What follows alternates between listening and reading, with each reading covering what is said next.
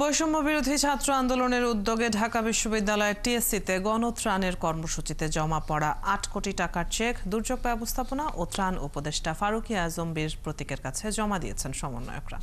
বুধবার বিকেলে প্রধান উপদেষ্টার ত্রাণ তহবিলের জন্য সচিবালয়ে দুর্যোগ ব্যবস্থাপনা ও ত্রাণ মন্ত্রণালয়ে এই চেক জমা দেন তারা। এ সময় সমন্বয়করা জানান ১১,৬৯,৮৪,৪২০ টাকার ফান্ড সংগ্রহ হয়েছিল। সেখান থেকে ৮ কোটি টাকা হস্তান্তর করা হলো, যা বন্যা পুনর্বাসনের জন্য ব্যয় করা হবে।